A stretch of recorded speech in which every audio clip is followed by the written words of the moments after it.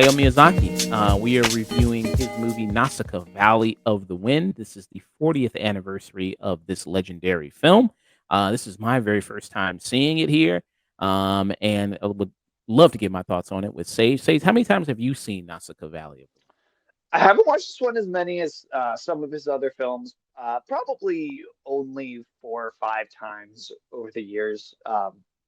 But yeah, this is an interesting one.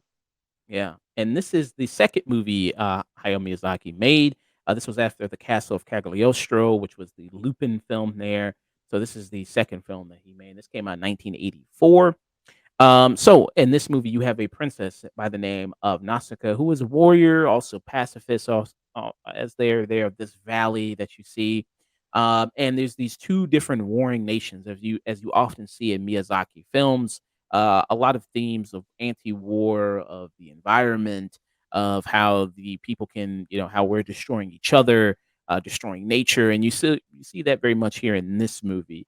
So you have these two warring nations. The two warring nations, you have the Tolkiens, the Tolmekians, and you also have the Penjetis there, who are the two warring kind of nations. And you also have the creatures there, these bug-like creatures called the Omen there. And speaking about, we were just talking about Hell Divers. We were just talking about that, and people, it reminds very much people of Starship Troopers.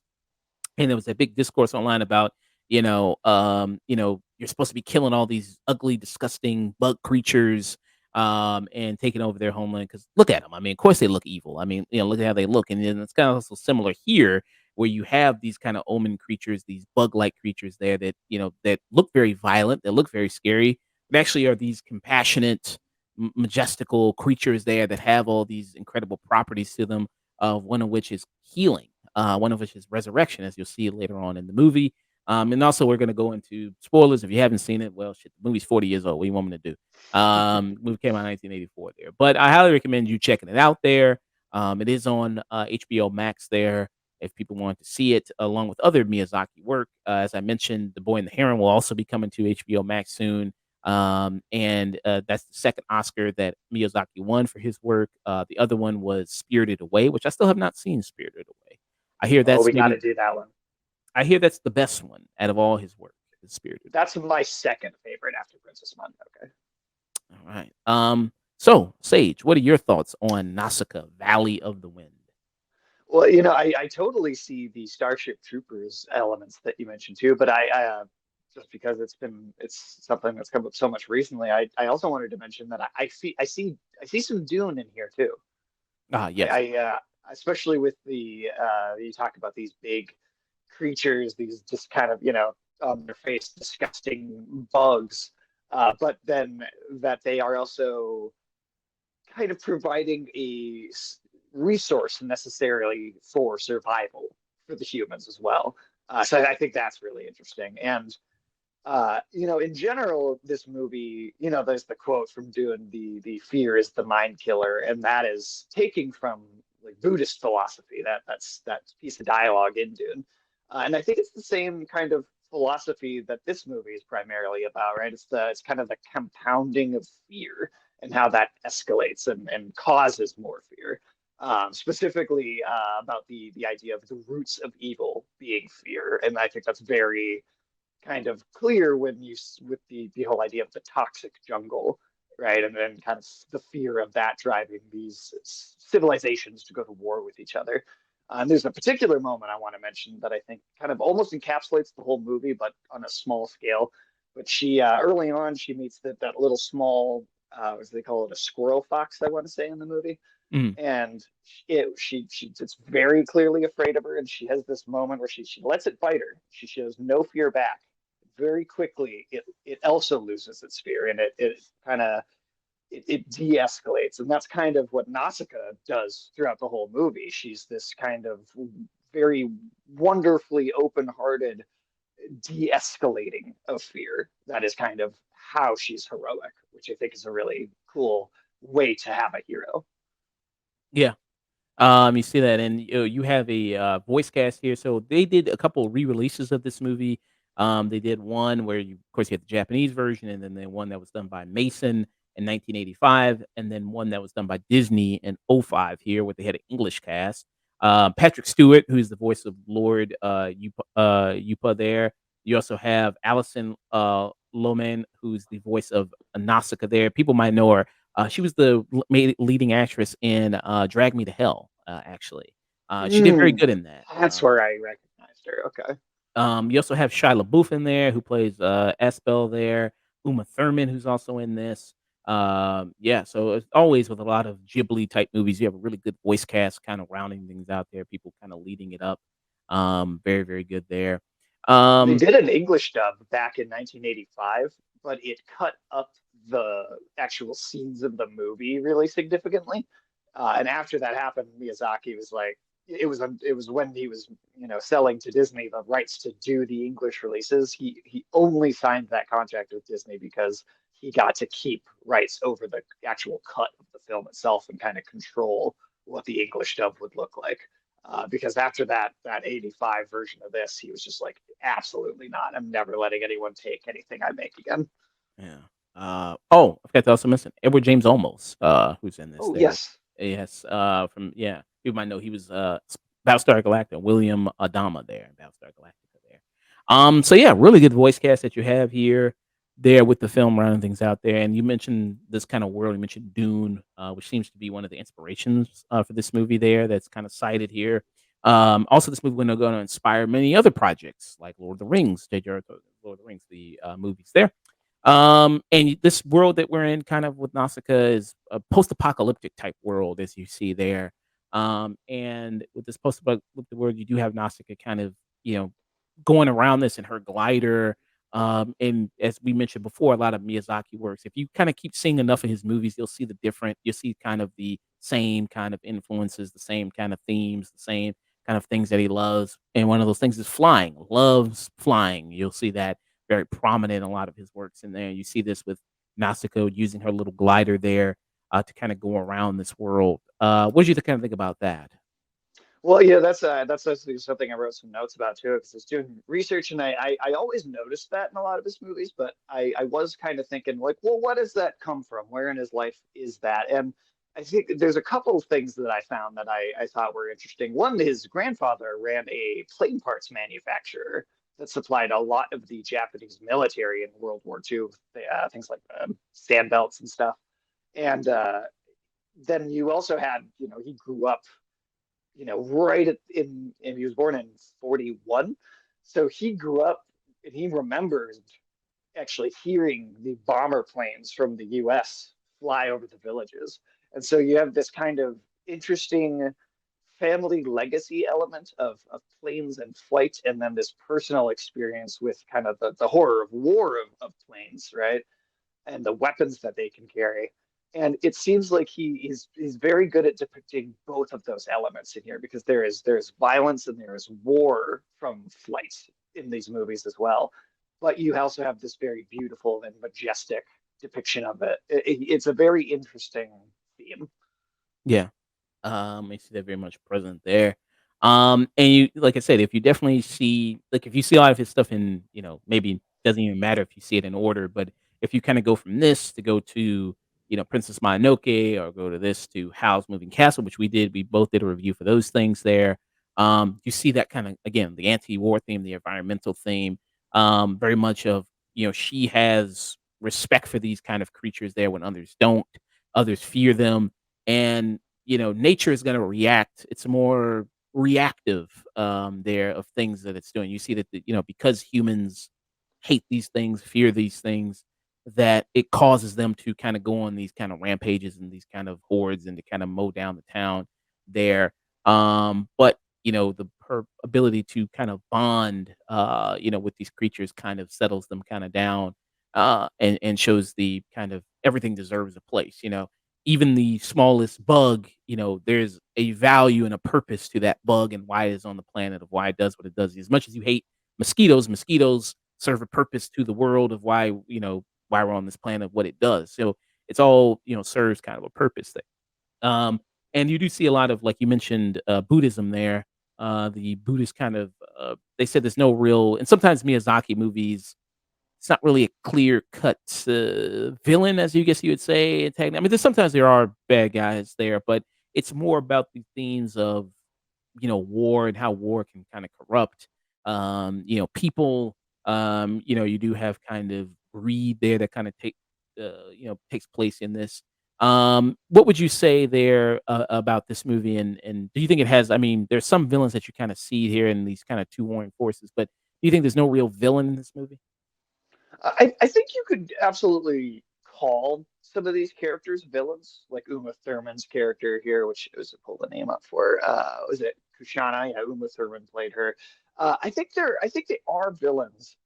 But they are villains because, like, if you go back to that whole Buddhist concept of the roots of evil, right? That evil is something that feeds off of fear. It gets its nourishment from fear, and that when people are, evil, as it were, it's not that that's an inherent trait. It's that they have let the that root of fear kind of take hold of them as a people, and they're making their decisions based on that. So I think it does a really good job of these characters. I think you could absolutely call them villains, but there is a great exploration of how they think and why they're behaving the way they are. And it's like every character except Nausicaa and Lord Yupa kind of fall into this trap throughout the film.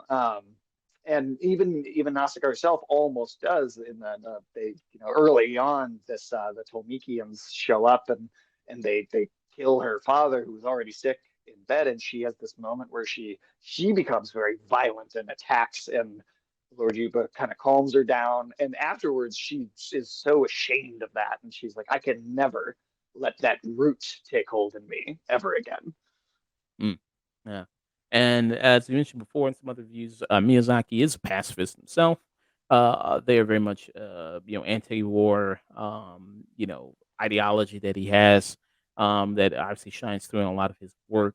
Um, of course, as any Studio Ghibli movie, of course, you're gonna have gorgeous animation.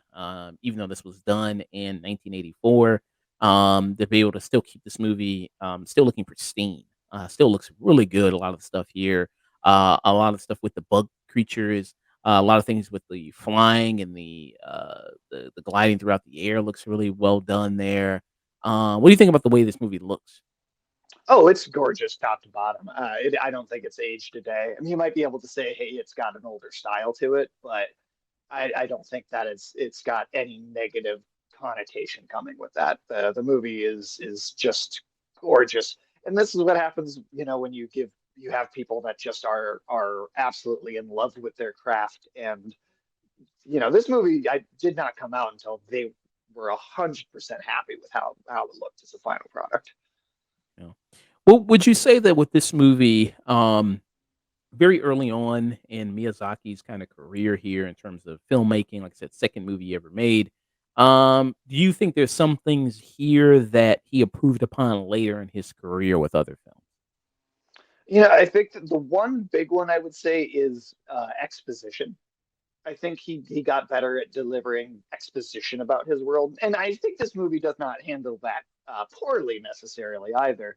But you can tell it just felt like that got a little smoother, or maybe told in later movies with no dialogue whatsoever, and it purely shown visually. And this one also has a lot more kind of names and places. A lot more of his other films are folklore, or taking place somewhat in more of a real world. This is like I'm trying to think of another one of his films that is a fantasy world, but that is a just completely foreign, made up universe, and so it does need a little bit more of that. But this is also based on a manga. A manga that he wrote and drew first, which Yeah. went on another 10 years after this. So you're also squeezing a much longer book into a kind of like with something like Akira, you're squeezing a much longer book into a shorter film runtime. So that may also just be a product of that too. And this is some of the manga right here. Have you ever read the manga?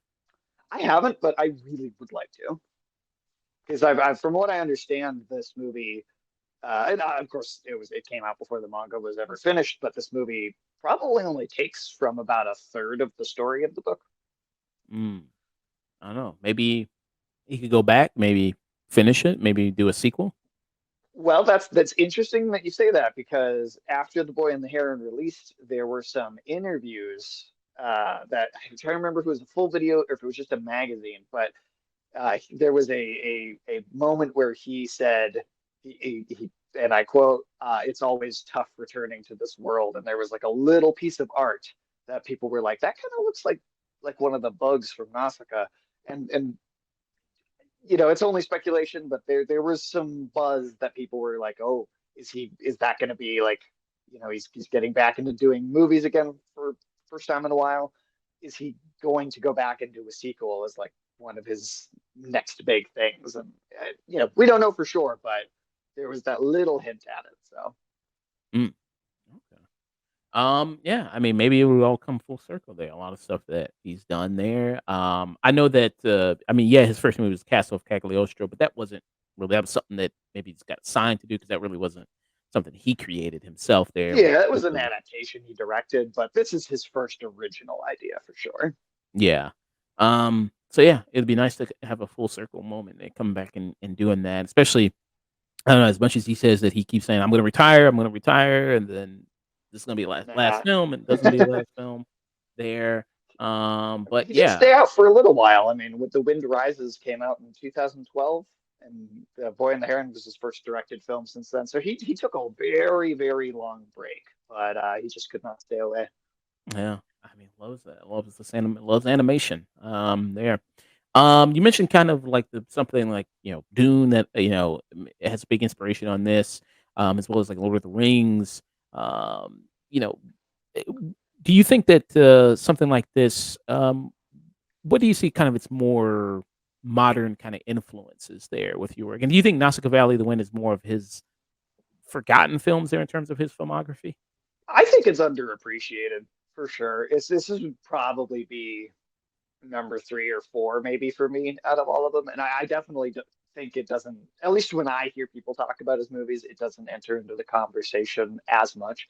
But when you talk about the things that this is inspired, I mean, it's kind of wild how everywhere it is. The opening shot of the film, those birds that they're riding, those are the chocobos from Final Fantasy, except this came first. Those horse claw creatures, Mm, those are just a different color. They just changed the color and renamed them chocobos. Some of the synthwave music that is in this movie feels like a kind of predates a lot of the Final Fantasy boss music tracks that would come in that franchise later. When you see the flashbacks of the giant warriors walking in the fire. I see the rumbling from Attack on Titan, and I think that absolutely took inspiration from this. And even kind of your big climax with the Ohms in the film is a civilization-ending stampede. I see inspiration there, and even that very very kind of after the credits when we go to Nausicaa and she's looking around, she's getting the sample of the spore. It's very very quiet, low music. There's not a lot of sound. That's like almost verbatim the opening of Star Wars Episode 7 when Rey is scavenging in the junkyard. It's like mm, the same scene. So I think it's everywhere, honestly. And the more that you look for it, the more you're gonna notice it. yeah. You mentioned the music. Really great music. I think this is probably the best music that I've kind of seen. I mean, and how it's kind of used in a Miyazaki movie, kind of the way it's done. I really like that quite a bit. And you mentioned kind of the more of the Star Wars comparison here. I think I got the scene right here that you're talking about, where she's kind of scavenging here, uh, right here. This scene, there, very, very, Oh yeah, very, very kind of 100%. yeah, very kind of reminiscent there. I mean, hey, And I mean, the oh oh, sorry. oh no, you go ahead. Oh, I was going to just say that the composer of the music was Joe Hisashi, who he still works with, I believe, to this day, and has done a number of his films throughout all of the filmography of the studio. Mm. Nice, yeah, I just was gonna say, I mean, hey, I mean, Miyazaki, great person to be inspired by a lot of his work. It definitely is nothing wrong with that. Um, Well, one of the assistants that worked with him on this film is Hideki Anno, who would then go to create and direct the Neon Genesis Evangelion series as well, which also, with its giant creatures, has a lot of visual similarities with this movie. yeah. And it seems like with a lot of common they speak about a lot of kind of common themes with a lot of Miyazaki work. Seems like in a lot of his movies, a lot of female leads, in all his movies, Mhm. really, particularly. I mean, is there any movie that he doesn't have a female lead besides the Lupin films? Um, well, I would The Boy and the Heron is one, and that's definitely because it is somewhat autobiographical in at least certain aspects. You could argue Princess Mononoke, but that still has two. I'd say that has two main protagonists, and one of them is still female. The majority of his movies do have this feminine worldview, which is really interesting. And again, when you talk about these kind of Eastern philosophies, um, and even when he has male lead characters, I would still say that they are heroic in a feminine way. And when I say that, I don't mean like male and female. I'm talking about like the yin and yang, right? Like kind of the psychological masculine and feminine aspects of the mindscape. So even when he does have male lead characters, they still have this kind of uh, feminine way of being heroic, which I think is really interesting. It's feel like that's a signature of his for sure. Mm, yeah. How do you feel about Nazca as a character? Is it I love her. I think she's fantastic. I mean, she has like I mentioned, there's that one moment where she kind of gives in to fear and has this big flaw, but she's so smart and curious. I mean, you look at that whole opening scene. She finds this, the carcass of this ohm, and I think in any other character in this story would immediately turn around and run away from wherever she is. But she has this bravery and curiosity that's just so commendable and so consistently is puts herself in harm's way for the sake of life of other people. Like when she's trying to help the baby Ohm, and her own foot goes into a pool of acid to try and just keep this thing from hurting itself. There's just this really commendable, like nurturing nature to her character. Yeah, and this was a great scene, where you see in the trailer here where she's kinda just, not really I mean, she's just flat out there offering her kinda self up there, and it kinda stuns the gunner of the ship there, who I think that's, Aspel, that's the Shia LaBeouf kinda character there, I believe, and that's really kinda well done. Like I said, her nature, it's probably I mean, seeing some of his films there, I haven't seen many, like I said, Howl's Moving Castle I've seen, and now I've seen, The Boy and the Heron and, Princess Mononoke.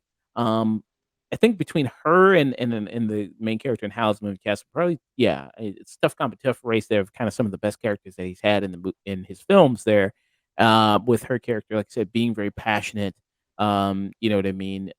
Desiring the best for these kind of creature there when no one else does, I think is admirable and very respectful as she is to this, how she is to nature. I think is great to see. And like you said, very feminine worldview that he has there of kind of these perspectives, and how she also is a princess too. There, and she has also the charge of taking care of all these people and being the voice of all these people. I think you see very much that there, very how present she is there. Yeah, I think very very strong there. And the voice acting, of course, is always a lot of Ghibli stuff. Very good. They're all around Allison Lum, which I haven't seen her in a minute. Makes me kind of wonder what she's kind of doing at the moment there. Yeah, the last thing I could think of I saw her in would have been Drag Me to Hell. Yeah. Now I'm looking kind of what she's done there. Yeah, has done since I think since 2016. Yeah, which is a shame. I really loved her voice work here. Um, yeah, yeah, very very strong movie here. You said this is your third favorite Miyazaki film there. Yeah, right around. I'd say three, four. I some of them. So there's some others I think I need to rewatch because it has been a while, but it's at least for sure in the top five. Yeah. For me, the ones I've seen currently, I think this would be right now, maybe my second. I think maybe I would put Princess Mononoke maybe ahead of this still, or maybe have it a little bit below Howl's Moving Castle, because I did like a lot of what Howl's Moving Castle did there, which we did a review for its 20th anniversary. I very much appreciated that movie. But yeah, I mean, like I said, I mean, when we were talking about The Boy and the Heron, when we reviewed that film, Miyazaki's kind of competing against himself. I mean, you know what I mean? When you kind of look at it, I Yeah. mean, The Boy and the Heron, it's like, how well does this stack up against other Miyazaki stuff there that he's done in the past? Yeah, I very kind of much appreciate that. What are kind of some of your final thoughts on Nausicaa Valley of the Wind? Yeah. Well, one thing I wanted to just to mention too, because I never knew this, and I thought let's find out the actual, this movie predates Studio Ghibli's existence by 1 year, and this movie's success, and it was a resounding success. As much as I love it, it was at least in Japan in 1984, it was a mainstream success, and the studio name they came up with, it also plays into that theme of wind that this movie is so heavily about. He took it from an Italian word that has its roots in Libyan Aramaic, and it means a hot desert wind. So the name Ghibli itself means a hot desert wind, and it absolutely feels like an extension of the storytelling in this film. And I think that just goes to show how foundational this is to his whole career. And it's I think impossible to appreciate him without going and looking at this film and appreciating the foundation that it builds for the rest of them. Mm, yeah. What would be your final thoughts and rating? This is cinema, man. I love this movie. It's one of those where I think I maybe didn't understand all of it the first time I saw it as a kid, but every time I watch it, I notice a few more things and start to peel a few more layers back. And yeah, I think this is going to become one of the ones that I really start seeing more and more and more. But yeah, full this is cinema for me. Yeah. Yeah. I give it a very high peak there. I think there's some issues a little bit with the pacing of this movie, just a tad bit there. But I think it moves on quite nice. It's about a 2-hour film. Um, I think if you want to kinda get more people kind of introductory stuff there of environmentalism, of, anti-war themes, I think these movies are a perfect introduction to his films with, things like, Howl's Moving Castle, things like Nausicaa Valley of the Wind, things like, Boy and the Heron there. I think that's kind of a perfect way to kinda get people into these themes and seeing them, but, I don't know, I mean, media literacy, I don't know how strong it is these days, but people kinda get the messaging of it, but, yeah, I still think that's very strong there, of kinda having those themes, in this movie and kinda how well he presents those things, with such compassion and really such love there, as you see, and having such a strong characters in his films that really illustrate that. Um like I said, I give this movie a peek there. Um, I can't wait to watch another, Miyazaki movie. May have one lined up there if there's another re-release of it coming up pretty soon or anniversary of one coming up, we'll make sure to keep track of that. And Spirited Away was released in 2001, I believe, so that'll be having its 25th anniversary, or sorry, 20. third and I guess it'd be 2 years from now. It'd be having its 25th anniversary. yeah, it'll be having this, 20th, 2 years from now there. Which, yeah, I hear that one is the best one of his things. A lot of people love Spirit. That Yeah. one did win the Oscar, there, which I thought The Boy and the Heron, I think it was good enough to be Best Picture, honestly. I think I could have taken out Maestro and put in The Boy and the Heron there for that one. But yeah, I mean, Miyazaki, I don't wanna, yeah, knock on wood, I hope he lives another 20 years. He's 83 right now. But definitely, has left a great body of work there for people to enjoy, and to respect. And like I said, his influence, much we talked about the Akira Toriyama, how his influence definitely you see it on all different works of media. You mentioned this with also Nausicaa Valley of the Wind, how the influence there and various other things. You see it kind of there. Um, so yeah, very much. You mentioned Star Wars was one of the things as you mentioned there it had an influence on. So yeah, very very strong peak for me for Nausicaa Valley of the Wind. Yeah, yeah, yeah, really fantastic. I'm glad I checked this movie out. People can watch it on HBO Max. There, love the ending of it. Her being resurrected by these creatures, the love that she gave to nature, gave it back to her there. As you can see, yeah, yeah, very awesome. One thing I'm actually wondering if you noticed, or maybe I'm just being crazy when I picked this out, but I thought that Nausicaa visually looks very similar to the young version of the boy's mother in The Boy and the Heron. And part of me wonders if Nausicaa was maybe modeled after Miyazaki's mother to some degree, because I feel like there is a lot of with the red hair and the way the face looks. There was some very strong visual resemblance. Mm, you're not talking about this person right here, because this is the stepmother, right? Yeah, yeah, yeah. The young girl that is supposed to be like the young version of his biological mother that he Okay, so yeah, that character. I thought oh, there was a lot of similarities in the facial structure between her and Nausicaa. mm, interesting. Huh. I guess I kind of see a little bit there. I guess somewhat there.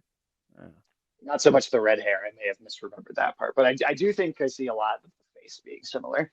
mm, nice there. But yeah. So that were our thoughts on Nausicaa, Valley of the Wind. There.